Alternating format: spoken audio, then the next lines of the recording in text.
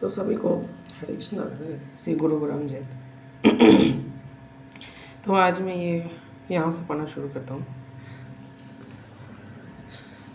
तो इस पर जिज्ञासा होती है कि श्री राधा और श्री कृष्ण का तत्व वस्तुतः क्या है। तो आज हम राधा कृष्ण का जो तत्व है वो वस्तुतः क्या है, एक्चुअली ये क्या है। वास्तव में राधा कृष्ण प्रेम रस विनिमय है। विनिमय का अर्थ क्या है? विनिमय का अर्थ है एक्सचेंजिंग, एक्सचेंज करना। तो उनका जो प्रेम रस है एक्सचेंज है। अगर आप राधा से जैसे अगर आप राधा रानी का नाम जपते हैं तो कृष्ण आएंगे, अगर आप कृष्ण का नाम जपेंगे तो राधा रानी आएंगे। ठीक है, राधा का भक्ति करेंगे कृष्ण खुश होंगे, कृष्ण का भक्ति करेंगे राधा खुश होंगे। ठीक है, तो राधा कृष्ण प्रेम रस विनिमय है। उन दोनों के बीच में भी जो प्रेम था विनिमय है ना। और प्रेम क्या होता है? प्रेम में काम नहीं होता, प्रेम में कोई लस्ट नहीं होता। ठीक है, प्रेम में देखिए नॉर्मल क्या होता है ना कि इस भौतिक जगत में जो स्त्री पुरुष के बीच में जो प्रेम होता है, जो नॉर्मल वो लोग जो लव करते हैं, उसमें टारगेट क्या है? उसमें सेल्फिशनेस है, अपने लस्ट को सेटिस्फाई करना, उसमें सेल्फिशनेस होता है। कहीं ना कहीं तो सेल्फिशनेस होता ही है कि मेरा लस्ट सेटिस्फाई हो रहा है, इतना सुंदर है, अच्छा लग रहा है ना। सेड्यूस हो जाता है मेल देख के, है ना। मतलब बॉयफ्रेंड गर्लफ्रेंड में बॉयफ्रेंड सेड्यूस हो जाता है गर्लफ्रेंड का सुंदरता को देख के। लेकिन आध्यात्मिक जगत में ऐसा नहीं है। वहाँ पे एकदम विशुद्ध प्रेम है, उसके पीछे कोई सेल्फिशनेस काम नहीं है, वो शुद्ध प्रेम है। ठीक है, जैसे माता पुत्र का माता से प्रेम या पुत्री का माता से प्रेम में कोई काम नहीं होता, वैसा आप प्रेम समझ सकते हैं। लेकिन अगर वही लड़का लड़की प्रेम करे तो उसमें काम भाव आ जाता है। लेकिन वही लड़का अपने माँ से प्रेम करे, वही लड़की अपनी माँ या पापा से प्रेम करे तो काम का भाव कभी नहीं आता। तो वो प्रेम है। अब आप समझिए कि यह प्राकृत प्रेम नहीं है। ठीक है, ये प्राकृत प्रेम बिल्कुल नहीं है। भगवान श्री कृष्ण की अनंत शक्तियों में से 3 प्रधान है। तो 3 मेन प्रिंसिपल शक्तियाँ, 3 मुख्य शक्ति है, 3 मेन है। ठीक है, तो अंतरंगी, बहिरंगी और तटस्थ। तो हम इसको अच्छे से समझते हैं कि अंतरंगा शक्ति क्या है, बहिरंगा शक्ति क्या है, तटस्थ शक्ति क्या है। अब अंतरंगा शक्ति 3 प्रकार की है, संवित, हालादनी और संधिनी। ठीक है, ये भी 3 प्रकार का है, अंतरंगा, बहिरंगा, तटस्थ। और अंतरंगी शक्ति भी 3 प्रकार का, संवित है, हालादनी है और संधिनी है।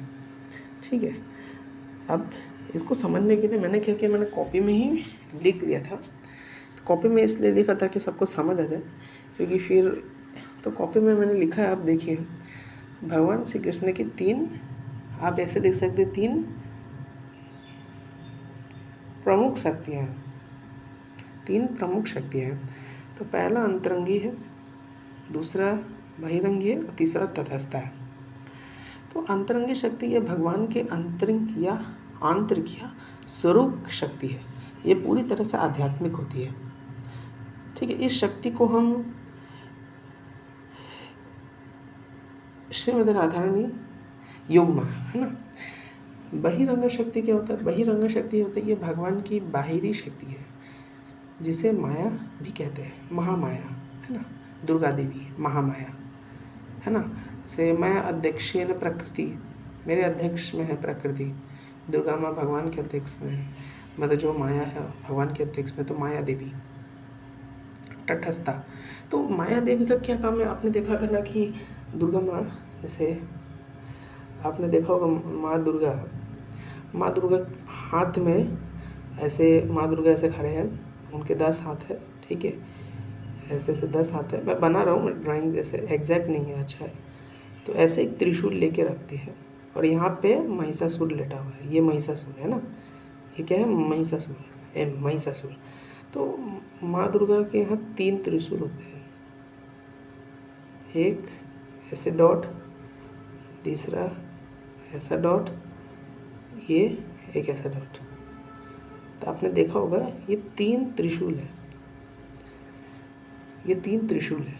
तो ये जो त्रिशूल है इसके 3 स्पोक्स है, या 3 तीक्ष्ण, क्या बोलते हैं इसको, शार्प पिक्स है, शार्प पिक्स है इसके। ठीक है, तो ये क्या रिप्रेजेंट करता है? देखिए, दुर्गा देवी, जो दुर्गा देवी होती है वो वास्तविकता में इस भौतिक जगत में तीन त्रिशूल पहले क्या रिप्रेजेंट करते हैं इसको समझते हैं। तो ये क्या होता है, आदिदैविक, आध्यात्मिक और आदि भौतिक, और ये आदि देविक। ठीक है, तो ये तीन चीज़ें हैं, और ये जो तीन चीज़ें ये मटेरियल वर्ल्ड में दुख का कारण बनता है। मटेरियल वर्ल्ड में दुख का कारण है ये चीज़ दुख का कारण है। हमको ये चीज़ नहीं चाहिए, लेकिन दुर्गा माँ ये तीन चीज़ है, ये जो तीन चीज़ें हैं, तीन संकट है, ये भौतिक जगत में वो प्रदान करते हैं, भौतिक जगत में देते हैं वो शक्ति। क्यों दे रहे हैं दुर्गा माँ? क्या हमारा बुरा चाहते हैं? नो। वास्तविकता में क्या है कि अगर आप एक कहानी से समझें तो क्या है कि जीवात्मा क्या है कि आपको पता है कि जीवात्मा ये आध्यात्मिक जगत है, और ये भौतिक जगत उसी आध्यात्मिक जगत का रिफ्लेक्शन है।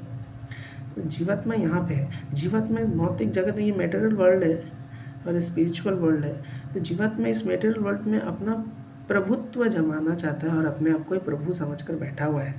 वो ये समझता है कि मैं ही भोगता हूँ, इसलिए वो खुश नहीं है। वास्तविक में भोक्तारम यज्ञ तपसाम सर्वलोक महेश्वरम सुहृदम सर्वभूतनम ज्ञात्मा माम शांतिम गच्छति। तो परम भोक्ता श्री कृष्ण है। तो वो भगवान श्री कृष्ण को भोक्ता ना मानकर अपने आप को भोक्ता मान लेता है हर वस्तु का, तो इसलिए इस मटेरियल वर्ल्ड में फंसा हुआ है। अब ये मटेरियल वर्ल्ड से इसको निकालना है, तो मटेरियल वर्ल्ड में निकलेगा कैसे, है ना? तो हम एक एग्जांपल समझते हैं, मान लेते हैं कि एक जगह है, ठीक है, एक बच्चा कैंडी खाता है, ठीक है, एक बच्चा कैंडी खा रहा है, ठीक है। कैंडी कैसे बनता है? कैंडी कैसे बनता है आप देखेंगे ना, कैंडी वास्तव में अच्छा तरीके से नहीं बनता, वो तो पूरा चीनी से बनता है। वो बच्चा मतलब 500 ग्राम कैंडी रोज़ खा रहा है। सोचिए 500 ग्राम, 10 साल का बच्चा मतलब तो बहुत कैंडीज़ खाता है, इतना कैंडी खा रहा पूछिए मत, ठीक है। 500 कैंडी मतलब 500 ग्राम का कैंडी खा रहा है रोज़। तो जब कैंडी का आप इंग्रेडिएंट्स देखेंगे उसमें से चीनी रहता है, उसमें क्या है, चीनी लेगा, चीनी को पिघला देगा, और जो चीनी का जो पेस्ट है और उसमें बस कलर डाल देगा, और वो सिर्फ चीनी ही रहता है, बस चीनी को पिघला के बनता है कैंडी। अगर आप रेसिपी देखें तो कैंडी सेहत के लिए अच्छा नहीं है। अगर कोई बच्चा रोज़ खाएगा तो उसको डायबिटीज़ हो सकता है या जान से हाथ गंवाना भी पड़ सकता है। तो जब उसकी माँ को पता है कि उसके लिए नुकसान है, तो माँ क्या करती है, माँ क्या करती है, डंडे से मारती है, ठीक है, ठीक है, डंडे से मारती है, ठीक है, उसको दर्द देती है, उसको और तकलीफ़ देती है, ताकि वो ये खाना छोड़े, क्योंकि उसको पता है कि उसका खाना उसके लिए अच्छा नहीं है। उसको एहसास हो कि ये कैंडी तुम्हारे लिए नहीं है, ये कैंडी तुम्हारे लिए नहीं है, ये कैंडी तुम्हारी सेहत के लिए ख़राब है। तुम अपनी इच्छा से कैंडी खा रहे हो, ठीक है, लेकिन ये कैंडी तुमको कितना नुकसान पहुंचा रहा है ये तुमको पता नहीं चल रहा अंदर अंदर। तो मम्मी डंडा से खींच खींच के मारती है, जो भी है डंडा से खींच खींच के मारती है, कान पकड़ती है, बच्चा रोने लग जाता है। बच्चा बोलता है कि मम्मी देखो कैसी है, कितना मुझे दुष्ट तकलीफ़ दे रही है। वास्तविक में मम्मी जो तकलीफ़ दे रही है, मम्मी बच्चे को लगेगा मम्मी मुझे कितना तकलीफ़ दे रही है, मेरा हाथ में मारा डंडा, मेरे पाँव में मारा डंडा, मेरा लाल हो गया, इतना डंडा खींच खींच कर मारती है मैं जब भी कैंडी खाता हूँ। तो वास्तव में मम्मी का प्रयोजन तुमको दर्द और तकलीफ़ देना नहीं है। मम्मी का प्रयोजन ये है कि तुमको दर्द और तकलीफ से छुड़ाना है, और तुमको ये एहसास दिलाना है कि कैंडी कितना ख़राब चीज़ होता है सेहत के लिए। तुमको डायबिटीज़ हो सकता है, तुम मर सकते हो कैंडी से, अच्छा नहीं होता। तो कैंडी तुम्हारे लिए नहीं है, एहसास दिलाना। वैसे ही दुर्गा माँ भी हम सबकी माँ है, शिव पार्वती हम सबके माता पिता हैं, ठीक है। तो वो क्या, उनका ये मेन काम है कि उनको दुर्गा माँ का एहसास दिलाना कि ये मेटल वर्ल्ड हमारे लिए नहीं है ना, ठीक है। तो अगर आप वो एक पढ़े ना, ऐगिरी नंदिनी नंदित मेविनी विष्णु नंदनुते गिरिवरी शिंदे, ऐसे कुछ तो है। तो उसमें भी यही चीज़ है कि बहिरंगा शक्ति है भगवान विष्णु की। तो ये जो तीन जो है ना शक्तियाँ, जो तीन शक्तियाँ हैं, ये दुर्गा माँ दे रहे हैं हमको इस मेटल वर्ल्ड में, ताकि हमको एहसास हो कि मेटल वर्ल्ड हमारा नहीं है। हमको यहाँ से निकलना है। ठीक है, तो दुर्गा माँ 3 शक्ति देते हैं हमको, इस मेटेरियल वर्ल्ड में हमको 3 शक्ति माँ दुर्गा दे रहे हैं। ठीक है, ताकि हम यहाँ से निकल पाए।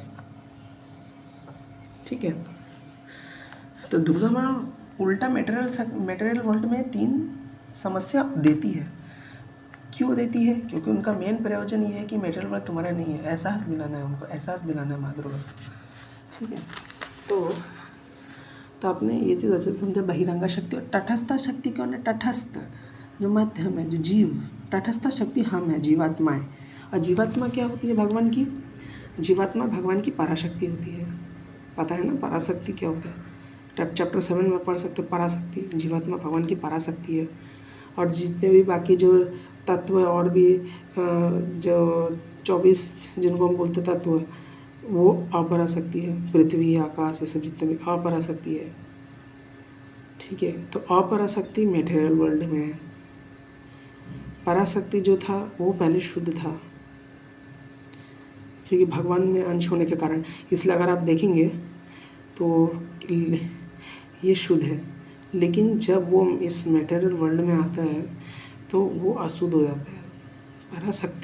पराशक्ति के मिलन के कारण अशुद्ध हो जाता है, भगवद गीता में बताया गया है। ठीक है, चैप्टर 7 पढ़ लीजिए। तो ये आपका हुआ हलादिनी। अब ये बहिरंगा तटस्थ। ठीक है, तो 3 मुख्य शक्ति है। एक तो अंतरंगा शक्ति जो शुद्ध तरीके से आध्यात्मिक होता है। तो दुर्गा माँ का मेन एम यही होता है कि वो बहिरंगा शक्ति के द्वारा, जो दुर्गा माँ है, मेन एम यही होता है कि मैं लोगों को ये 3 समस्या प्रदान करूं इस भौतिक जगत में, और ये 3 समस्या जितना हो सके दूं, ताकि उन लोगों को एहसास हो कि भौतिक जगत उनका नहीं है और श्रीमती राधा रानी के शरण में जाए और आध्यात्मिक जगत में जाए। ये भौतिक जगत उसका नहीं है। ठीक है, तो ये आध्यात्मिक होती है। ठीक है, अब आध्यात्म अंतरंगी शक्ति भी 3 प्रकार की है, संवित, हलादिनी और संदिनी। अब इसको हम यहाँ पे समझते हैं कि ये क्या होता है। तो संवित क्या होता है? यह चित्त ज्ञान अंश है, जिससे ज्ञान और चेतना का अनुभव होता है। ज्ञान और चेतना का अनुभव होता है। चित्त सच्चिदानंद है ना, सच्चिदानंद जो हमारा प्योर फॉर्म है वो क्या? सच्चिदानंद है। तो उसमें चित्त, तो इसमें चित्त ज्ञान का अंश है, जिससे ज्ञान और चेतना का अनुभव होता है। हलादिनी यह आनंद खुशी अंश है। यह भगवान की सबसे मुख्य शक्ति है जो परम आनंद देती है। ठीक है, इसलिए आप देखेंगे जीवात्मा में क्या होता है ना कि आनंद ढूंढना स्वभाव है। हमको हर चीज़ में आनंद चाहिए, ये हमारा एक स्वभाव है कि हमको आनंद चाहिए ही चाहिए, भले हमको कुछ भी क्यों ना मिले, आनंद चाहिए। खाने पीने से लेकर अवैध संबंध से लेकर मांस भक्षण से लेकर आनंद चाहिए। क्यों का मांस भक्षण करें? आनंद है। क्यों हम व्यभिचार करें? आनंद है भाई उसमें बहुत। क्यों हम दारू पी रहे? आनंद है बहुत। सिगरेट के पी रहे? आनंद है। आनंद ही आनंद है, इसलिए हम कर रहे हैं। करने का कारण क्या है? क्यों हम ज़्यादा मिठाई खा रहे हैं? आनंद है। क्यों हम burger, pizza, patties, roll, ice cream ये सब क्यों खा रहे हैं? आनंद है। मिठाई क्यों खा रहे हैं? आनंद है। जलेबी क्यों खा रहे हैं? आनंद है। तो आनंद है, छोटे से छोटे चीज़ में आनंद है। ठीक है, एरोप्लेन से क्यों जा रहे हैं? आनंद है, जल्दी हो जाएगा, सुविधा है ना, आनंद है उसमें। तो भगवान के सबसे मुख्य परमानंद है। श्रीमती राधा रानी को हलादिनी शक्ति का साक्षात स्वरूप माना जाता है, बिल्कुल माना जाता है। संदिनी यह सत्य अस्तित्व अंश है, जिससे भगवान का धाम और उनका रूप प्रकट होता है। ठीक है, तो ये 3 मैंने समझाए। हलादिनी शक्ति आनंदमयी है, आनंद वांछा। ठीक है, tendency of fulfilment of our desires which is by nature with us. हमारा नेचर है बाय डिफ़ॉल्ट कि हम अपने tendency of fulfilment of our desires. ठीक है, तो ये जीव का स्वभाव है, ये आनंद वांछा। ठीक है, अब देखिए आध्यात्मिक जगत है, आध्यात्मिक जगत में प्रेम होता है, शुद्ध सत्व प्रेम होता है, रस होता है, माधुर्य रस जो कि सबसे उच्च भाव का ये प्रेम होता है। लेकिन भौतिक जगत में क्या होता है? इसी का रिफ्लेक्शन काम हो जाता है, इसमें लस्ट होता है। प्रेम में काम लस्ट नहीं होता, काम में लस्ट हो जाता है। ठीक है, क्योंकि यहाँ पे जो प्रेम हो रहा है 2 लोगों के बीच में, उसका मेन एम लस्ट बिल्कुल नहीं है, लस्ट नहीं है। उसका मेन एम अपने खुद के लस्ट को सेटिस्फाई नहीं करना है, इसमें सेल्फिशनेस नहीं है। ठीक है, लेकिन यहाँ पे क्या अपने लस्ट को सेटिस्फाई करना है, अपने लिए करना है। ठीक है। क्योंकि ये ऑब्वियसली है कि एक जैसे आप अगर देखें एक लड़का लड़की से अट्रैक्टेड हो रहा है बहुत ज़्यादा, तो क्यों हो रहा है? क्योंकि उसको अट्रैक्टेड हो रहा है, वो मन में सोच रहा है कितना सुंदर है, मुझे आनंद आ रहा है इसके साथ रह के, वाह वाह वाह, मैं सेटिस्फाई हो रहा हूँ। तो ये अपने लिए सेल्फिशनेस है इसमें, हम इसलिए जा रहे हैं। लेकिन ऑन द कॉन्ट्रेरी अगर कोई बहुत एक ऐसी लड़की जिसके मुंह में एसिड अटैक कर दिया किसी ने, एसिड अटैक कर दे, क्या कोई उस लड़की के साथ रहना चाहता है? या वही लड़की कल को मर जाए, क्या उस लड़की के डेड बॉडी के साथ कोई रहना चाहेगा? सब छोड़ के चला जाएगा। ठीक है, कोई शादी नहीं करेगा उससे, डेड बॉडी है वो। लेकिन वही लड़की के ऊपर अगर किसी ने एसिड अटैक कर दिया तो कल को लड़का भी क्या ही करेगा? लड़का का वो जो टेंडेंसी था, मतलब ऐसा एटलीस्ट इतना तो कंफर्म है कि अगर उसके सामने एक सुंदर लड़की है तो वो बहुत सुंदर तरीके से काफ़ी एक्साइटेड होता था। वो एक्साइटेड हो जाएगा, अचानक से सेड्यूस हो जाएगा उसका माइंड बहुत एक्साइटेड हो जाएगा कि वो सुंदर लड़की जब भी उससे मिलने आएगी, बहुत सारे हार्मोन रिलीज़ होंगे जिसके कारण बहुत उसको अच्छा लगेगा, अंदर से काफ़ी उसको अच्छा लगेगा, सेटिस्फाई रहेगा, अपने लस्टी फील करेगा ज़्यादा। लेकिन ऑन द कॉन्ट्ररी अगर वही लड़की के ऊपर किसी ने एसिड अटैक कर दिया तो ऑन द स्पॉट लस्ट खत्म हो जाएगा। और जब भी वो एसिड अटैक वाली लड़की जिसके ऊपर एसिड अटैक हो गया था, अगर वही लड़की आ जाएगी, क्योंकि उसका सुंदरता खत्म हो गया वो चीज़, लेकिन अब वही लड़की अगर आएगी तो उसके प्रति उसका लस्ट डिज़ायर पूरा ख़त्म हो जाएगा, लस्ट डिज़ायर आएगा ही नहीं, फिर नॉर्मल होगा, हाँ ठीक है ऐसा।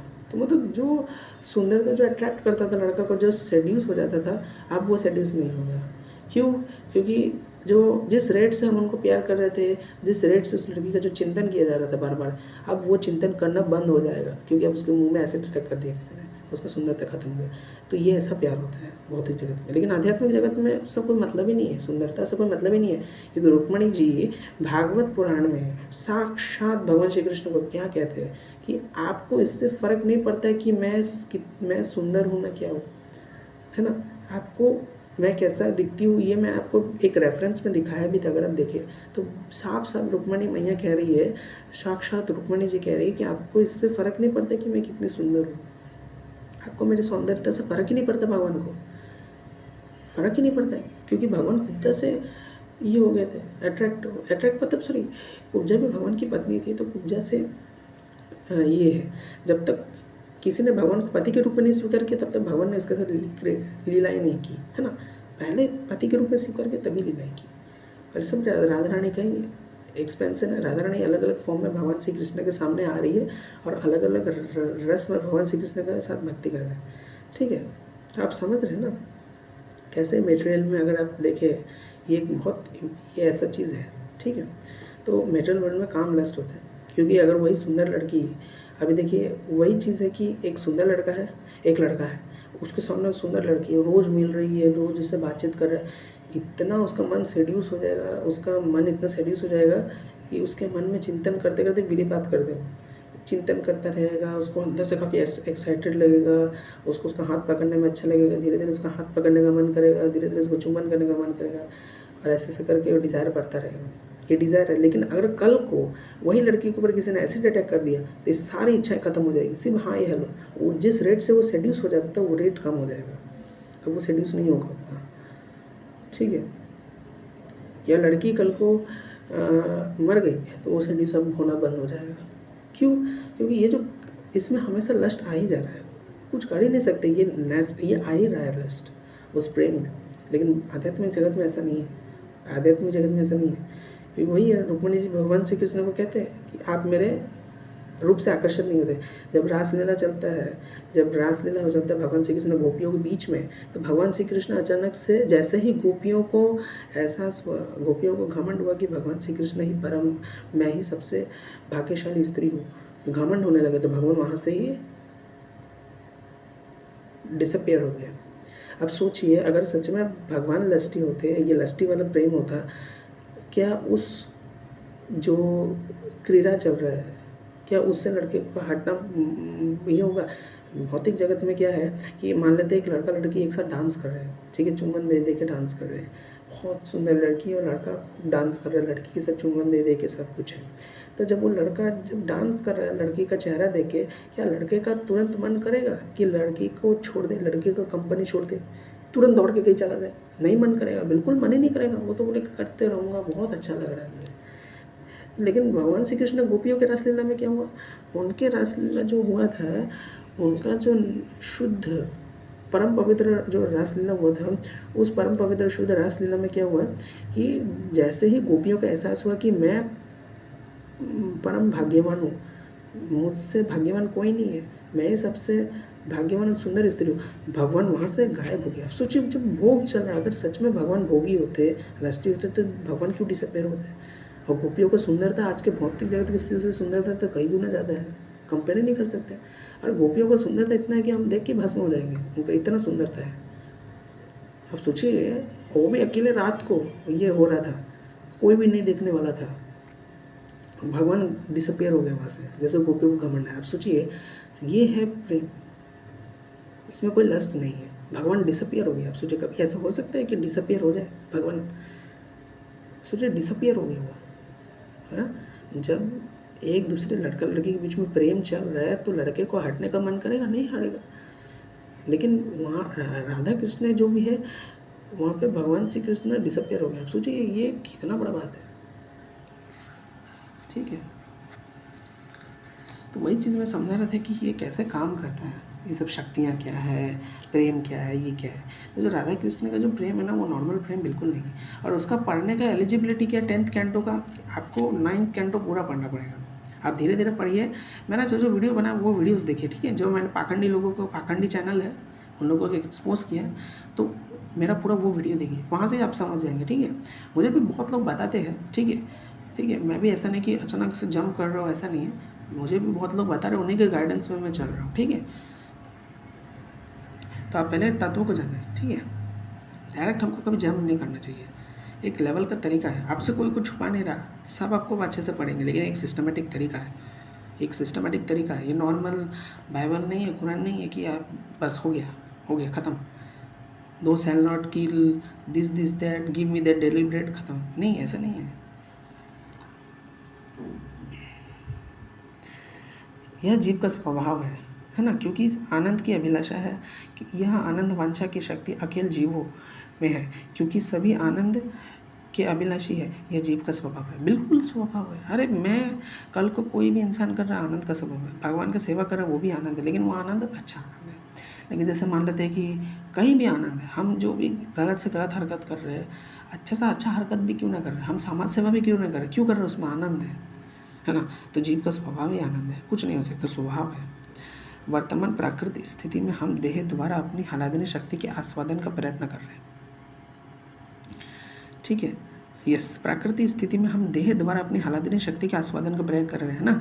मिठाई खा रहे हैं ना, कभी ये तरह तरह के पकवान खा रहे हैं, मीट खा रहे हैं, चिकन मटन क्या क्या चीज़ें खा रहे हैं, आनंद आ रहा है। दारू पी रहे हैं, व्यभिचार कर रहे हैं, आनंद आ रहा है। सिगरेट पी रहे हैं, आनंद आ रहा है। इधर उधर घूम रहे हैं, आनंद आ रहा है। लड़की से दोस्ती कर रहे हैं, ये कर रहे हैं, वो कर रहे हैं, आनंद आ रहा है ना।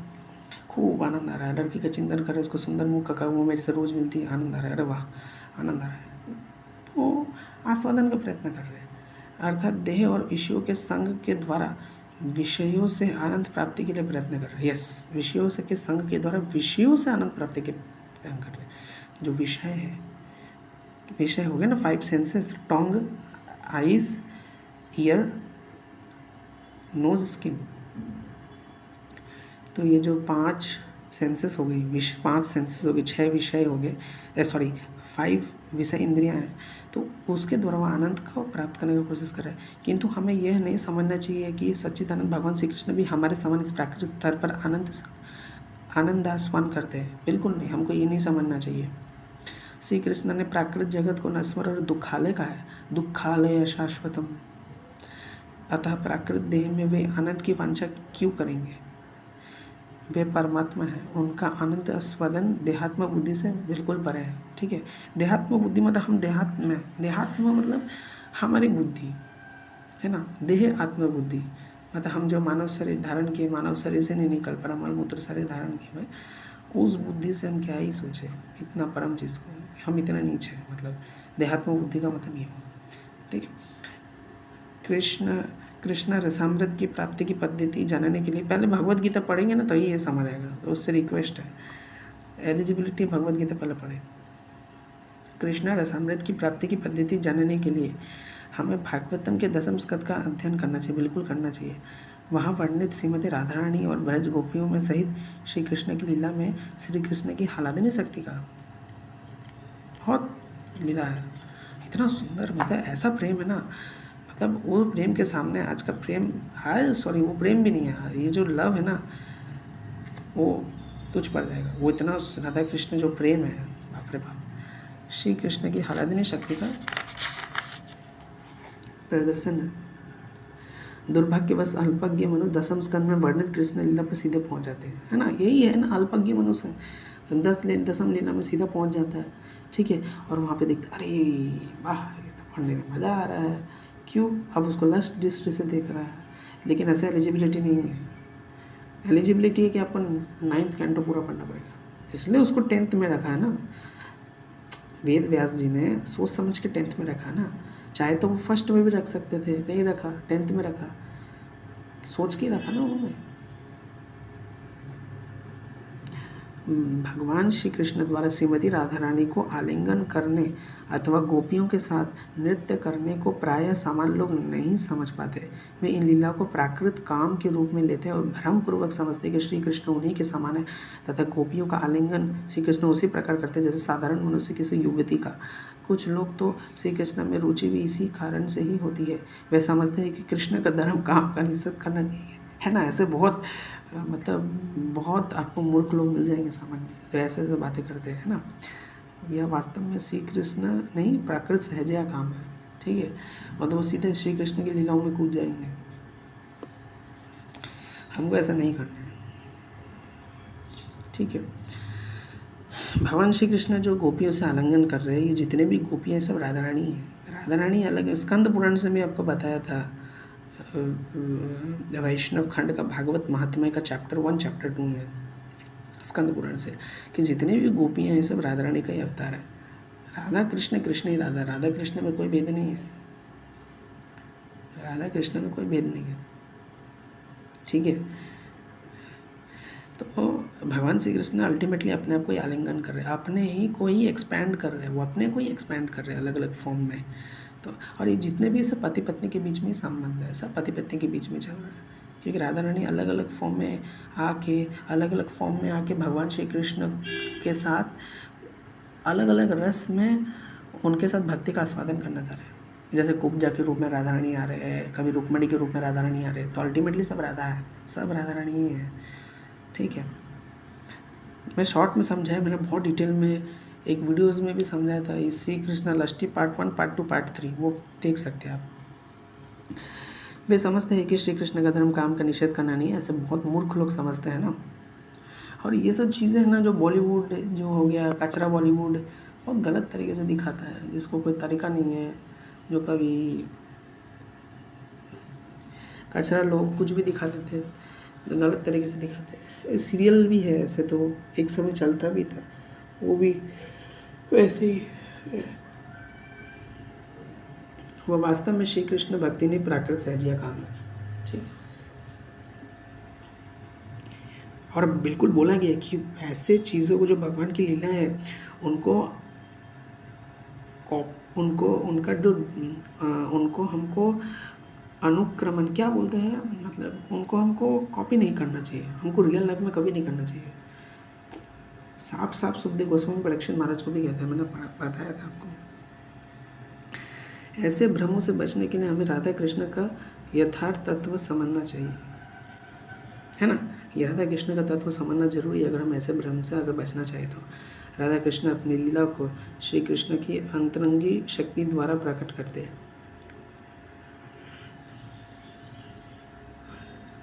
श्री कृष्ण की आंतरिक शक्ति द्वारा प्रकट करते हैं, भगवान श्री कृष्ण की आंतरिक शक्ति द्वारा प्रकट करते हैं। और मैंने भगवान श्री कृष्ण के बारे में जो बहुत डिटेल में है वो तो बताया था, महाभारत में क्या भगवान श्री कृष्ण का महिमा है। और ऐसा नहीं कि महाभारत के कृष्ण कुछ और है, ब्रह्म वैवर्त पुराण के कृष्ण और है, कृष्ण कृष्ण ही है। जो भी गुण महाभारत में बताया गया है, भागवत पुराण ब्रह्म वैवर्त में बताया गया, वो गुण सदा भगवान श्री कृष्ण में नैनो सेकेंड्स में विद्यमान है, ठीक है। ऐसे भ्रमों से बचने के लिए हमें राधा कृष्ण का यथार्थ तत्व जानना चाहिए। राधा कृष्ण अपनी लीला को श्री कृष्ण की आंतरिक शक्ति द्वारा प्राकट्य करते हैं। राधा कृष्ण अपनी लीला को श्री कृष्ण की अंतरंगा शक्ति द्वारा प्रकट करते हैं। तो राधा कृष्ण एक है और भगवान श्री कृष्ण की अंतरंगा शक्ति जो स्वयं राधा रानी है, राधा रानी द्वारा ही प्रकट करते हैं। श्री कृष्ण की अंतरंगा शक्ति को हलदनी सामर्थ्य का तत्व अत्यंत गूढ़ है। ये गूढ़ तत्व है, ठीक है, गूढ़ तत्व है ये बहुत।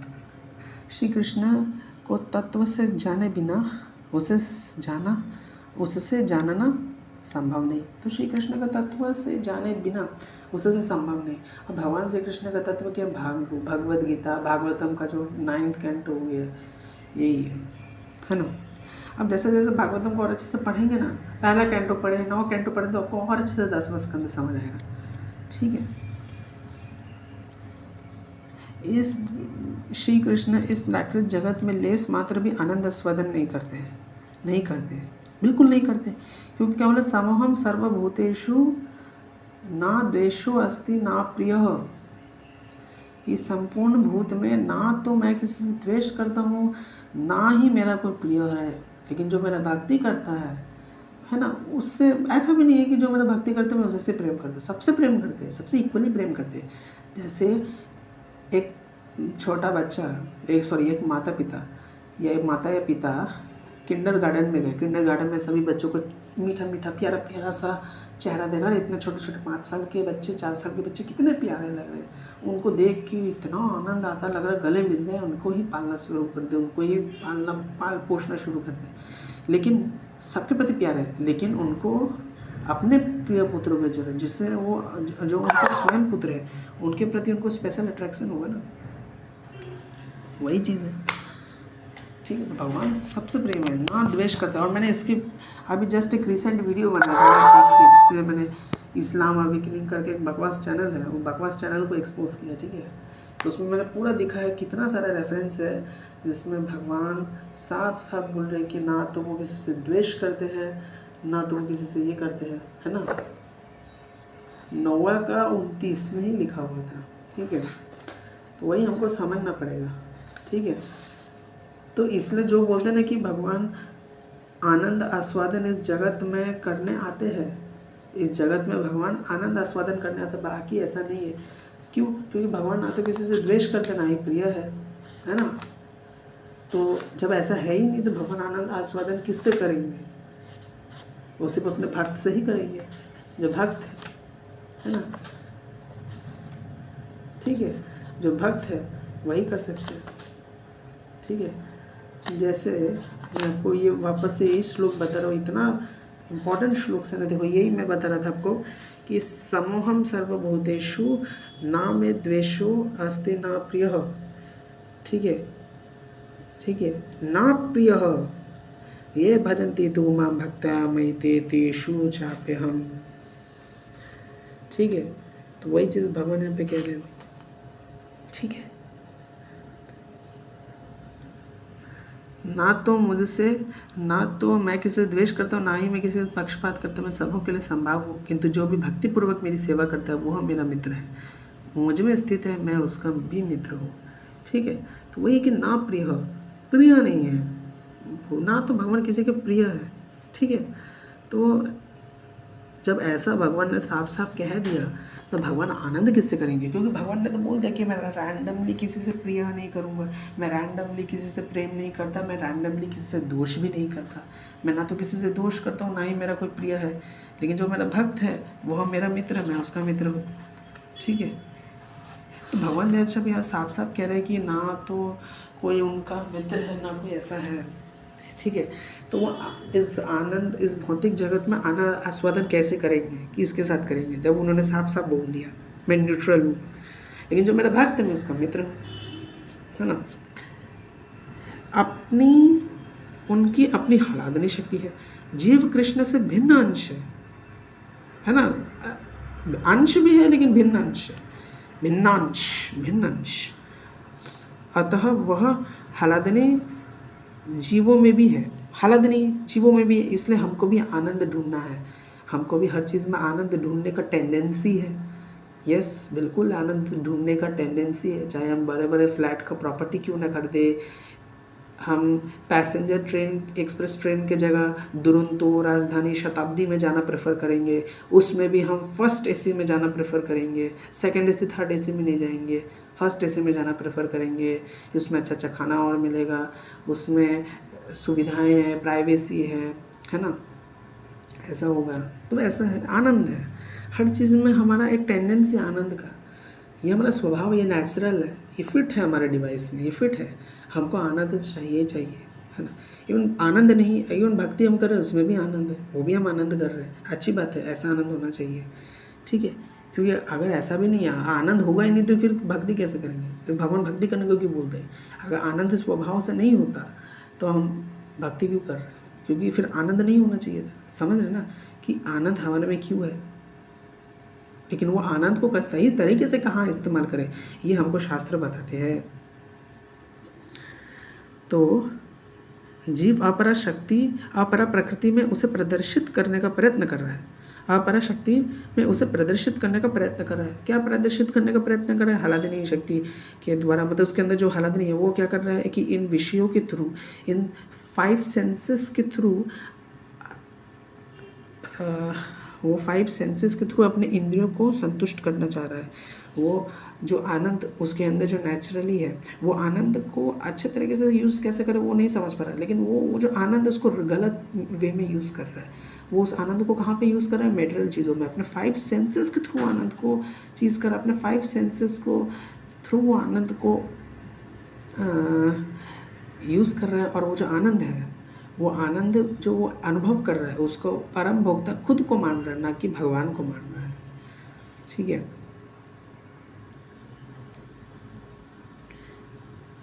जबकि श्री कृष्ण ऐसे निष्फल प्रयास नहीं करते।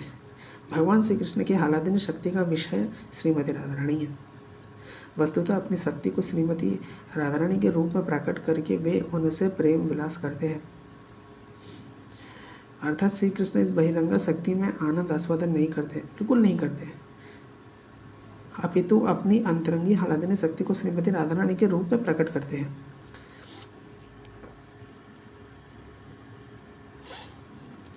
भाव यह है कि अपनी अंतरंगा आह्लादनी शक्ति को प्रकट करने के लिए, अपनी अंतरंगी आह्लादनी शक्ति ये जो शक्ति है, अंतरंगी आह्लादनी शक्ति को प्रकट करने के लिए श्री कृष्ण श्रीमती राधा रानी के रूप में प्रकट होते हैं।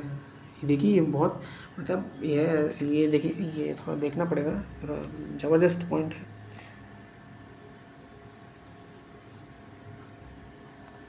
मार्क करके चलना पड़ेगा। अब यहाँ से थोड़ा इम्पोर्टेंट चीज़ थोड़ा शुरू होने वाला है, ठीक है। इसलिए मैंने बोला ना कि बुक ज़्यादा अच्छे से तभी समझ आएगा अगर आप भगवद गीता पढ़ लेना, तो आपको और अच्छे से बुक समझ आएगी।